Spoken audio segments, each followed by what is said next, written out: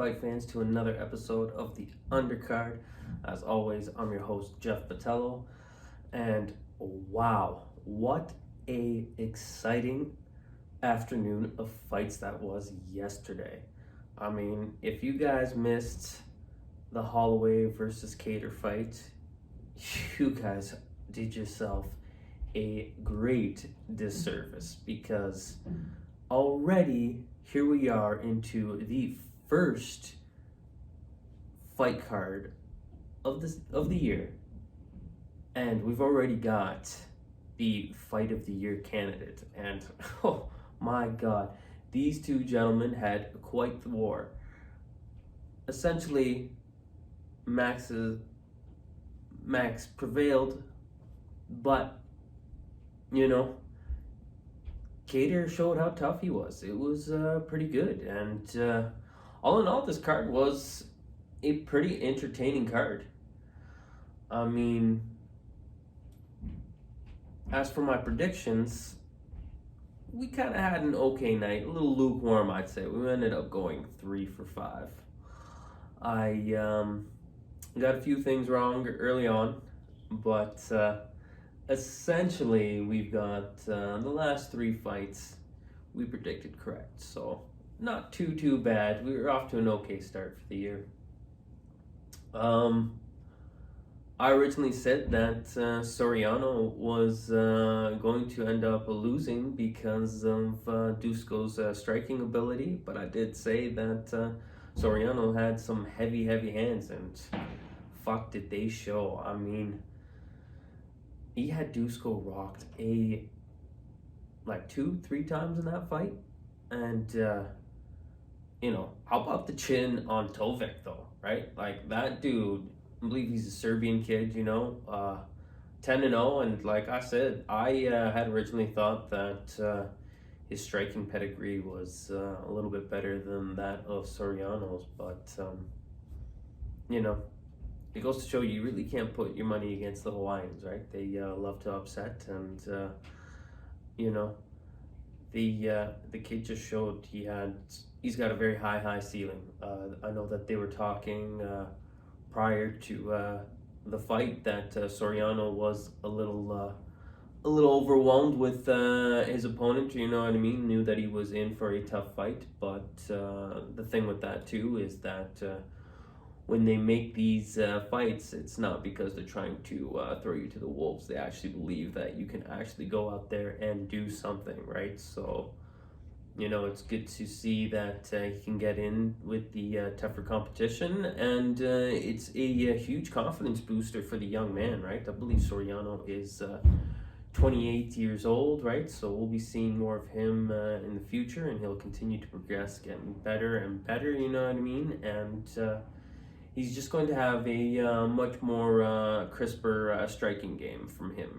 He seems to be a little bit wild with his striking abilities, but I'm sure with some more time in the gym, he'll be able to clean that up with no problem. I mean, he's got the power there.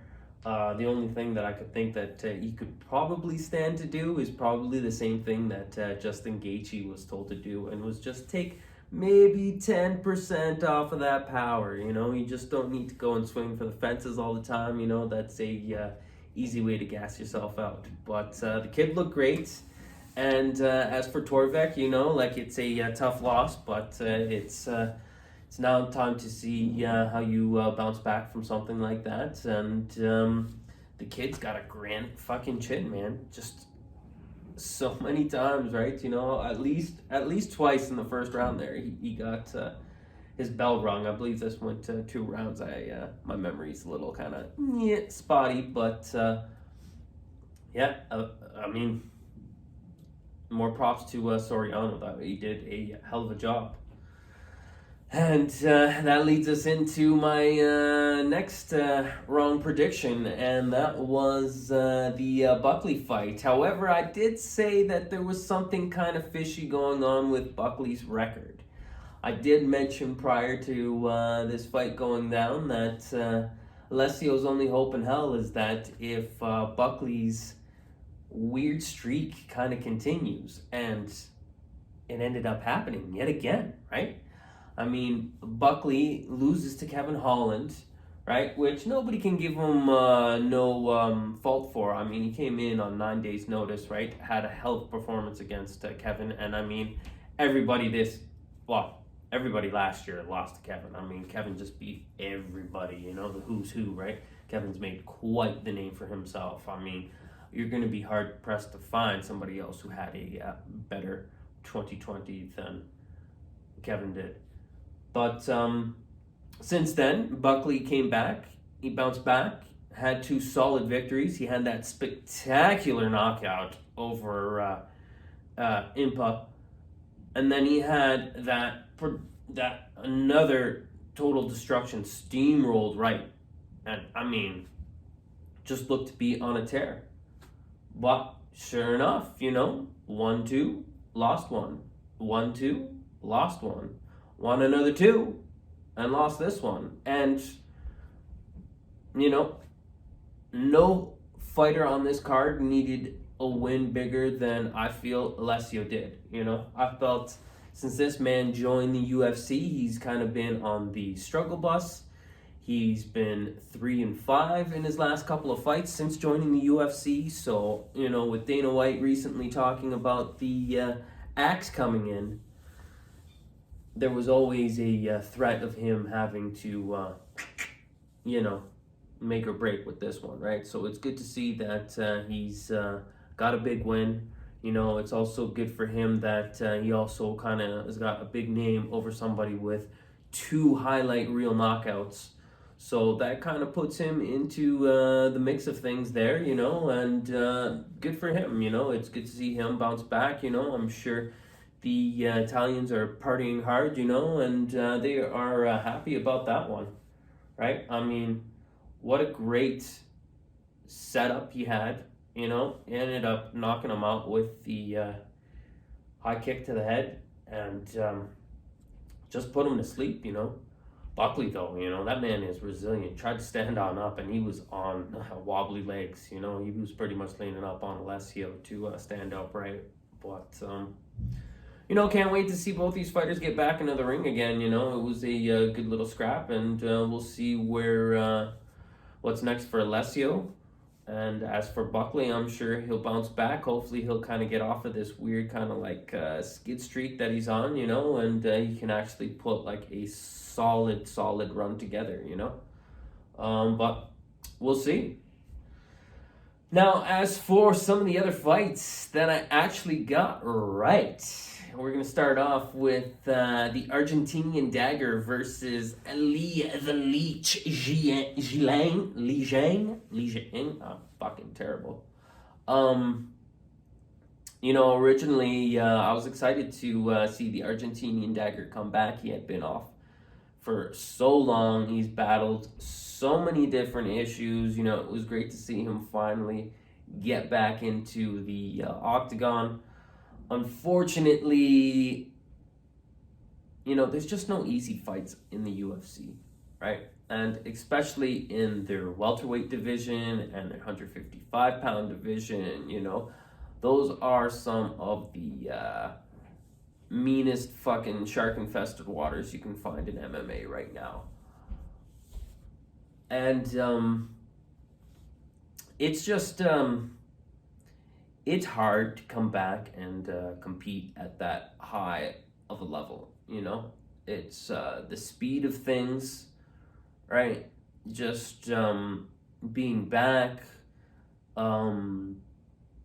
This was also the first event where they actually had fans in the stands. I believe there was like 2,000 people in the audience. Don't quote me on that. I'm possibly wrong, you know? But it was there could have been a lot of contributing factors to this, and this is why I said if you were the betting man and you're going to put some money down, to go and put it on Lee the Leech, because like I said, it's just too long of a layoff, and the way that he got caught, you know, he looked to be the slower of the 2 fighters, you know, and Lee just his striking had just been top notch, and the way he caught him, you know, when he came in with the straight and he got him with that overhand right, you know, it just time to perfection, you know, and like that just didn't happen by chance. That was like games within games within games, you know, and Lee set that up beautifully, and he put him down, you know. Some say that it could have been, you know, the fight could have been left go a little bit longer, but I think the referee did the appropriate thing and stopped that when he did. He did like put him down, and he was out. It's unfortunate because, you know, like the Argentinian Dagger had been on a 7-fight win streak. I mean, like he knocked out Neil Magny in his last fight, you know, so, you know, I don't want to see him not be on the main card. You know, I believe he is a, you know what I mean? He is like one of the top talents, even though he doesn't have a ranking right now. He's just going to need a little bit of time to kind of like get back into the swing of things, right? And like I said, you know, don't count this guy out just yet. He's had a hell of a time coming back, but he's back here. He's just going to need some time to get going, and I'm sure he will be back on everybody's radar. I mean, like with a name like the Argentinian Dagger, I mean, like, that's gold right there, right? He'll be back. And he'll do well. Like I said, see, I had him on my radar a long time ago, and I thought he was on his way to becoming a world champion. But, you know, unfortunately, shit happens, right? And now he's got to kind of game plan and get back at it. As for my other fight prediction that I got right, Carlos Condit with a solid performance over Matt Brown. Condit just was in complete, utter control that whole fight. I mean, like I said, I thought after Condit's last fight and his return, there just seemed to be something different about him. That passion had been reignited, you know, and like I said, you know, like Condit has racked up a lot of L's, but, you know, when you are on the top of the food chain, you are fighting nothing but assassins all the fucking time, right? And that takes a toll on yourself, body-wise, mentally-wise, and, you know, it's good to see that he's kind of refound that fire, that passion again, right? Because he is a super talented individual, you know what I mean? He had a great bout against GSP, and like not too many people give GSP a good bout, you know? So this is a man that has a very, very talented individual, you know? He did have a nasty little skid there, but he had a hell of a performance against Matt Brown.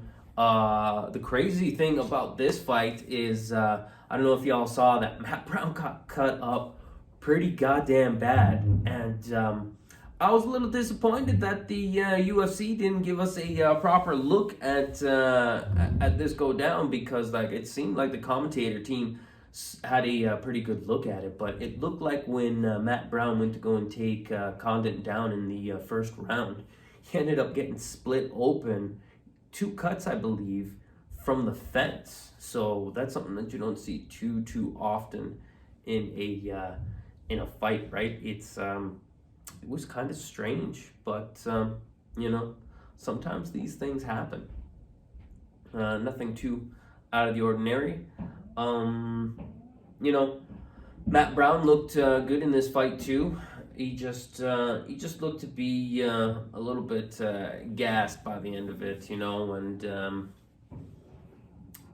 he is now 40 years old, and even though that passion may still be there, I don't know if he is if he's still got a place within the UFC anymore. You know what I mean? How many fights does he got left? You know, he's still one hell of a fighter. Can still give a lot of people good go. You know what I mean? Like I've got no problem with a Matt Brown sticking around and being a fucking you know, one of those gatekeepers, if you will. You know, I know most people don't want to realize that, you know, when you're in the fight game, you're in it for one fucking business, and it's to be a fucking champ, right? But unfortunately, you know, like McGregor has said many times, there are levels to this shit.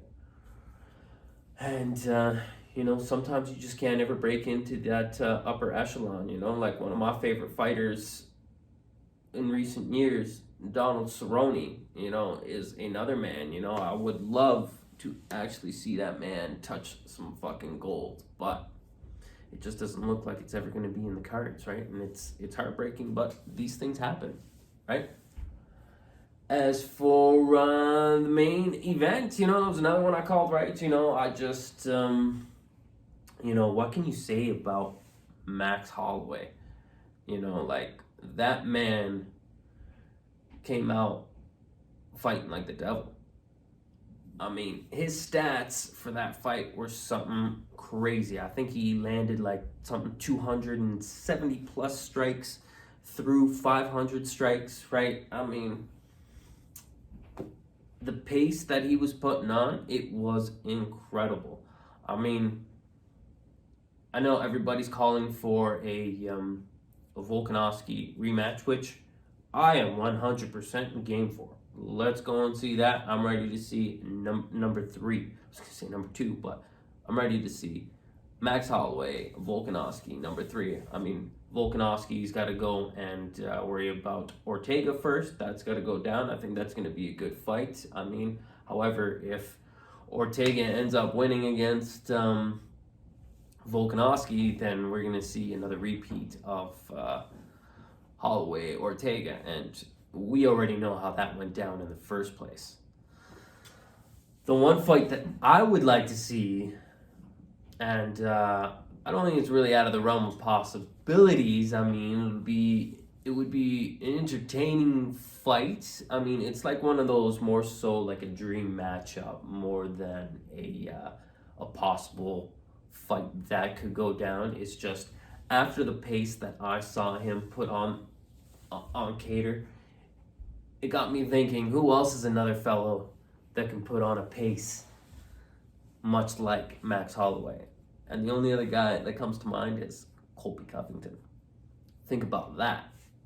That would be one of the most entertaining fights ever. Just a pure crazy boxing match from these two. And I mean, whew, what a war. What a war. But like I said, it's probably out of the realm of possibilities, but would love to see it. One of those dream fantasy matchups, right? But, what else did we learn? We learned that Calvin Kattar is one tough son of a bitch.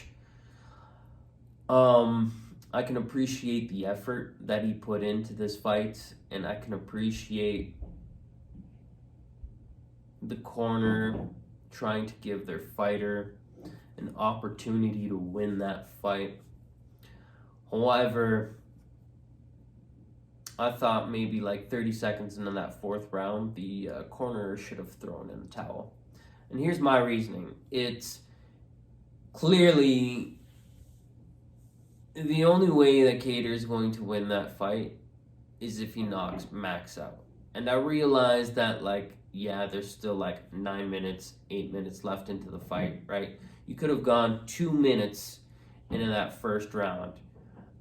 But you realize that without that hope and prayer, that your boy is just going to sit there and he's going to take damage. So you have to almost, as the corner, weigh in a few factors, right? And this is what I would have weighed in. Volkanovski does not want to fight Holloway again. He's already beat him twice. He's not interested in fighting Max. Even though Max could be the number 1, Volkanovski could dance around Max for a long, long time. He's just not interested, doesn't have to fight him until someone makes it mandatory for him to fight him, right? So, with that in mind, you also have to think about the longevity of your own fighter, right? Live to fight another day. Kattar is still a world beater. Hell of a goddamn fighter. He's been at this for a really fucking long time. And you got to live to fight another day. This guy can still make a run for another championship, right? You got to use these losses as a tool, learning experience, right? He needs to go back into the drawing board and figure out how to avoid these problems, because he seemed to be good when he was landing first in the exchanges, but for whatever reason, he ended up trying to start to counter Max, and he just wasn't having any of it. Max was just too quick. I mean, like at one point, Max was talking to the goddamn broadcast team. It was looking very, very ugly, very disappointing. You know what I mean? For Kattar to like watch how like Max was just kind of like showboating, and I mean, it's not that he was just showboating. It's just like Max is just trying to prove a point that, like, you know what I mean, he is, and he feels that he is the best boxer in the lightweight division, right? You know, and after a performance like that, it's kind of hard to argue with him that he's not, right? I mean, like, Jesus Christ, like I said, the pace, you know, poor Kattar just was bloody, beaten, and battered, right? I mean, after round one, man, did Kattar look like he was in a war. Fuck, was he in a war? I mean, this was a very one-sided fight. I did say that this was Fight of the Year candidate because, like, I mean, I'm going to tell you, the toughness of Calvin is just fucking ridiculous. I mean, like, you got to go and put that guy's, like, toughness rating, like, 12 out of 10, right? It was ridiculous to sit there and eat all those fucking shots. And he was rocked a couple of times, but Max wasn't able to put him away. And, I mean, I believe Max was trying to fucking a couple of times, like, end that man, you know what I mean? But just wasn't able to get it done. You know, I don't know, well, I don't know what's next for Calvin, but it's championship for Max, is it not? I mean, what else does Max do from here, right? I mean, I wouldn't risk giving up number one again. But then does that mean if he sits on his one, is he going to be inactive? Because I don't want to see that either, right? Max is a very fucking young kid, right? Like, I think we often forget how blessed we are when it comes to Max Blessed Holloway. Because here's a kid that came in at a high school to get an MMA, and I believe like 20 years old, he's on the show, right? You know what I mean? Gets a contract, and like it's just been rolling. And we've watched this kid pretty much every step of his way, and you know, he's still a kid. He's still 28 years old. I mean, Max, if he does everything right, you know what I mean, treats his body good, right? There's no reason we can't see him fighting like at a high level till he's like 38. No reason at all, right? I mean, you look at a guy like GSP, right? You know what I mean? He's fought at a high level at an older age, right? You look at a guy like Randy Couture, and that's a man that was, you know, became a heavyweight champion at age 44 or something ridiculous like that, right? So it can be done, right? You know, elite level fighters will always be elite. So, you know, Max is going to be a problem for this division for a really fucking long time. Really, really long time. Anyways, thanks for tuning in to another episode of The Undercard. We are going to give another fight prediction for Wednesday's fights. Neil Magny versus Michael Chiesa. It should be a entertaining scrap. The card itself is looking half decent, and we're going to give you a couple fight predictions and tell you who to put your money on. Until then, peace.